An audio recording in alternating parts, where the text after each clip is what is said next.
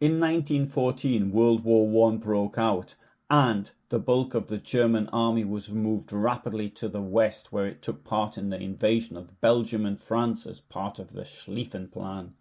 At the time, it was believed that even in the event of a two-front war, then Russia would need much more time to mobilise, leaving the Germans able to concentrate on knocking France out of the war before turning east to deal with the Russians. The plan proved to be completely faulty due to the necessity of invading Belgium, which brought the United Kingdom into the war with all of its massive industrial and financial reserves, even if it did have only a comparatively small army. A second major failure of the plan was not to predict the speed at which the Russians could mobilise, which was much faster than imagined by those who devised the Schlieffen Plan. Two major Russian forces crossed the East Prussian border in August 1914, weakening the plan completely. A large part of East Prussia was captured by the Russians before the major defeat at the Battle of Tannenberg and later the battles of the Masurian Lakes. It was not until early 1915 that the Russians were pushed out of German territory. A lot of damage was done to East Prussia, and following the end of the war it was cut off from the rest of Germany in order to make way for a corridor so that the newly recreated state of Poland would have access to the sea. East Prussia was the birthplace of many army officers, the sons of the landed gentry, and the story of the defence of the province in the war became that of a legend. Soon after the end of the war, monuments began to be erected in the towns of East Prussia. They usually took the form of various types of obelisks commemorating German soldiers who died at the fronts, and residents who died as a result of the war or did not return from being deported to the interior of the Russian Empire. Monuments were most often freestanding structures. Some were erected in cemeteries. Sometimes memorial slabs with the lists of the names of the fallen were placed in churches. Monuments were usually placed in the central points of the village, and around these places various types of ceremonies were organised. So it was very similar to that which happened in other countries. However, there was something which was much more different in Germany. East Prussia was to have a huge war memorial dedicated to the Battle of Tannenberg, which was to be a national memorial, not built in the capital as was the case, for example, in France or the United Kingdom, but close to where one of the largest battles took place. Today, very little remains of the Tannenberg Memorial in Olsztynek, but the large memorial at Olecko can be seen together with its infrastructure. But first, let's have a look at the reasons for the construction of these memorials and the background to the largest of them all, that of the Tannenberg Memorial at Hohenstein, today Olsztynek.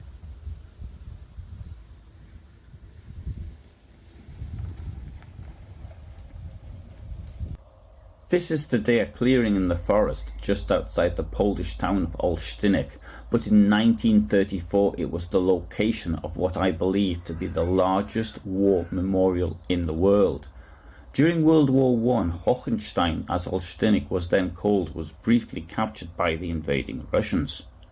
The town was destroyed in the fighting as the Russians were pushed back to be wiped out in a pocket to the southeast of Hohenstein. You can find this location on Google Maps.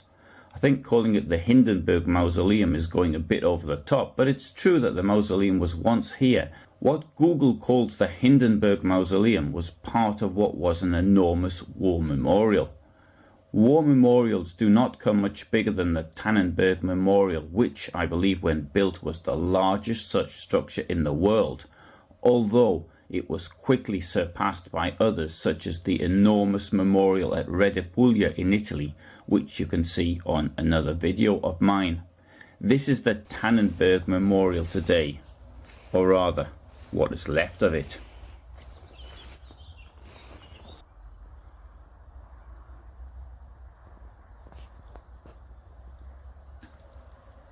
However, it is not completely destroyed.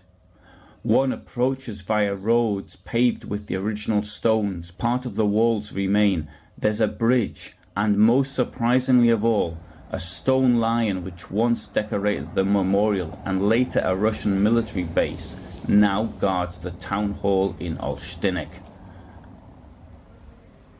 Apparently, the Soviet commander found the lion and rescued it to adorn his base. When the Russians pulled out of Poland, the mayor got the lion for the town hall. Tannenberg was a major German victory in the first weeks of World War I. Battles in that war were fought on German territory only in East Prussia. All the other battles were fought on foreign ground. This battle happened due to the speed at which the Russian army managed to mobilise, much quicker than the German General Staff thought possible, and thus was able to invade East Prussia. The battle had been fought largely by locals, and German troops had been stationed in East Prussia in 1914. Due to the large number of veterans, the disproportionate amount of army officers who came from the region, and the fact that the battle had been fought here, this was an ideal location for a memorial to the First World War, unlike in the United Kingdom and France, for example, which chose their capitals as the locations for such memorials. Another valid point was that from the end of 1914, the area where the battle had been fought received a great deal of reconstruction grants to rebuild infrastructure which had been destroyed in the fighting. On the 31st of August 1924, the foundation stone of the Tannenberg Memorial was ceremonially laid in the presence of Hindenburg and Ludendorff, the victors of the battle that had happened there 10 years earlier to the day. A total of 60,000 people took part, many of them veterans of the battle. As Hindenburg hit the hammer, he repeated the words similar to those on the Kreuzberg Memorial in Berlin from 1821. To honour the memory of the fallen, remind the living, and inspire future generations. There were 385 entries in the competition to design the memorial, the winner being the Berlin architects Walter and Johannes Krüger. Their plan, heavily borrowed from Stonehenge and the medieval octagonal Castel del Monte.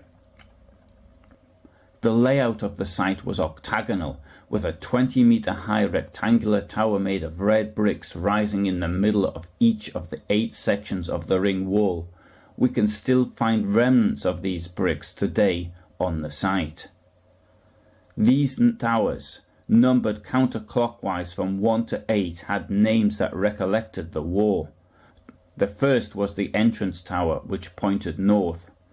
The second was to be the World War Tower, although it later contained Hindenburg's coffin until the Hindenburg crypt was completed. The third, the East Prussia Tower.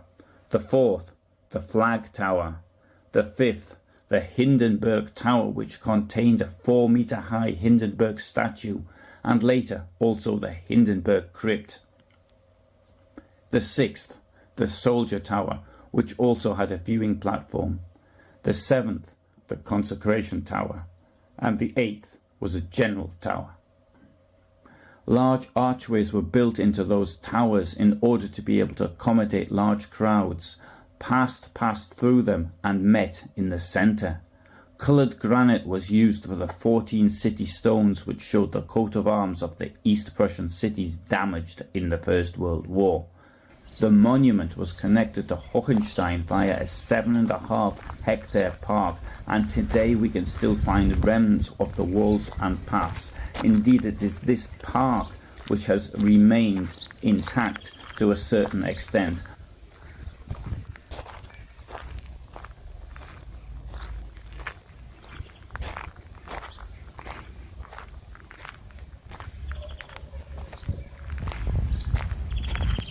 The central part of the memorial was the resting place for 20 unknown soldiers inside the monument under a burial mound with a high cross.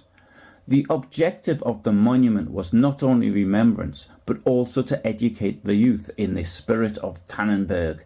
For this purpose, a sports field was created nearby. The monument was inaugurated on the 18th of September 1927. This must have been quite difficult for President Paul von Hindenburg, as he was no longer on speaking terms with Ludendorff. Hindenburg, however, did offer his reinterpretation of history. He said, "The accusation that Germany is to blame for this war is unanimously rejected by all Germans of all classes. It was not envy, hatred, or a desire to conquer that gave us arms. Rather, the war was the ultimate means of asserting ourselves against a world of enemies associated with us being the heaviest victim.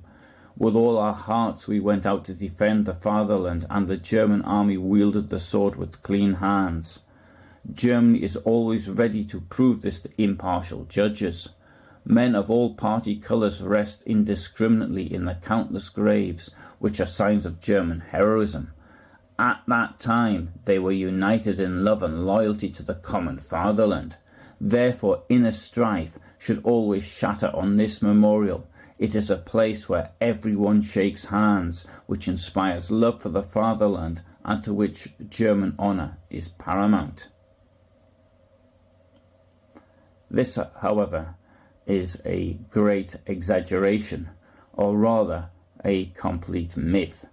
It's a reference to the war guilt clause in the Treaty of Versailles. It needs to be remembered that it was the Kaiser who gave the blank cheque to the Austrians to attack Serbia, thus igniting the war. And it was the Kaiser who invaded Luxembourg and Belgium, as well as declaring war on France. Therefore, I don't think that there's anything to complain about in the war guilt clause. This was not the only large memorial to the battles in East Prussia in 1914 and 1915. The second largest memorial is to be found in the town of Olecko, and unlike that at Olsztynek, this one has survived. Olecko was then Margrabowa, and Margrabowa lay some 15 kilometers from the Russian border and was captured during the August 1914 invasion. Fighting continued in the area until the late winter of 1914-1915. Colonel General Hermann von Eichhorn was appointed commander of the 10th Army in East Prussia on the 26th of January 1915. It was the 10th Army that played a major role in the Second Battle of the Masurian Lakes, striking from the west of Lützen, today Giżycko, on the 7th of February 1915. In a heavy snowstorm, within the next 12 days the Germans recaptured those parts of East Prussia which had been occupied and crossed the former border in several places. Von Eichhorn had been in Margrabowa for part of the battle. The Kaiser, Wilhelm II, awarded Eichhorn the order pour le mérite on the 18th of August 1915 for this victory. However, the local government in Margrabowa also wanted to do something for him, which was to name the path around the lake and a bridge after him. It was planned to invite Hermann von Eichhorn to Margrabowa in order to thank him properly. The by then Field Marshal said that he'd like to come, but Boris Mikhailovich Donskoy, a 24-year-old Russian revolutionary, had other plans for him. On the 30th of July 1918, he assassinated the Field Marshal and his adjutant in Kiev with a bomb. In April 1920, local authorities and businesses in Margrabowa decided to build a large monument to the war. It took them 4 years to draw up the plans and arrange the funding. On the 19th of July 1925, the cornerstone laying ceremony took place, attended by veterans and locals. The chosen location was in the northern part of the town on a 14-hectare site. The plans for the monument noted the following. On an open elevated area, overlooking the lake and the vast Masurian landscape, the monument to the fallen soldiers from the district will be built of split field stones and will adapt to the terrain thanks to its location on a hill. The semi-polygonal structure, pierced by sharp arches, will close the elevated base with a platform on the lakeside and create a space for spiritual remembrance in memory of those who gave the best for their homeland. A simple block crowned with a laurel, sword and steel helmet will be surrounded by a structure for special emphasis as a monument. Tall pillars designed for a long-range effect will emerge from the axis of the structure.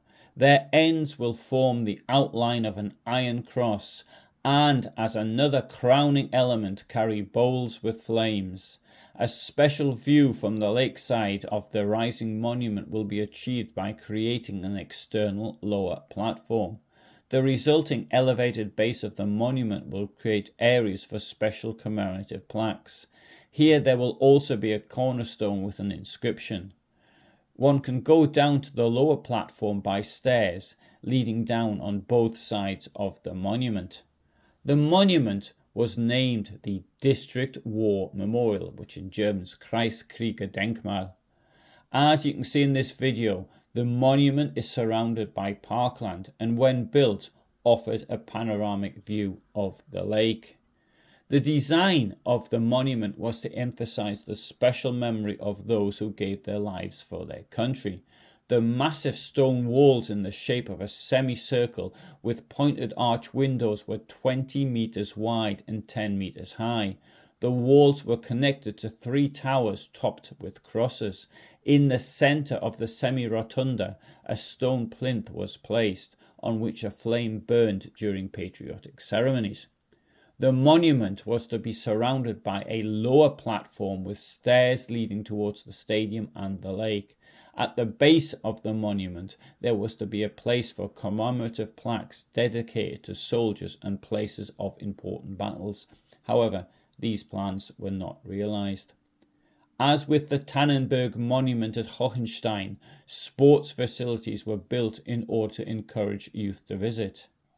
Recently, these sports facilities were enlarged. Indeed, there's a swimming bath very close to the monument. Under the arcades there was an inscription: Herr Gott, erhöre unsere Flehen, lass wieder ein starkes Deutschland erstehen. Lord God, hear our prayers, allow a strong Germany to rise again. The sign was removed after World War II, but the remains of the metal rods to which the letters were attached are still visible in the wall today. The construction of the monument and sports complex was completed on the 11th of September 1927. The guidebook stated that the Margrabowa monument was the second largest in East Prussia. That makes it the largest surviving today. In 1928, the name of Margrabowa was changed to Treuberg, the faithful town, in reference to the referendum of 1920 when almost everyone voted to remain in East Prussia instead of being transferred to Poland. As the countryside had a significant Polish and Masurian speaking population, this was indeed a major demonstration of loyalty, one which many of the inhabitants could have had cause to regret after 1933. In 1945, the name of Treuberg was changed to the Polish Olecko. The monument, however, survived, as did the sports facilities around it. Unfortunately, during my visit, it was being renovated, so it cannot be appreciated as much as I would have liked.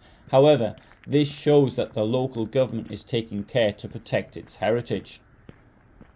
Thank you for listening. You may be interested in seeing some of the other videos I've done on the subject, such as that of the Tannenberg Memorial at Olsztynek, the Isonzo Monument at Reggio Emilia in Italy, which has completely survived, or other local monuments in former East Prussia. I upload every day at 2000 hours Central European time, and on Fridays I do a longer video such as this one. On other days I have shorter videos, and Tuesdays I do one a bit longer. Sometimes I do live talks as well. To know when I'm uploading, you can subscribe, and if you press the bell, you'll be informed of new uploads. I also have a premium channel which costs, I think, €6 a month, and at present this has more than 800 videos which are not available to the public. I need to point out that the overwhelming bulk of these videos are in short form. However, there are a number which are longer, like the video you've just seen. Thank you once more, and all the best from me in Northeast Poland, the former East Prussia.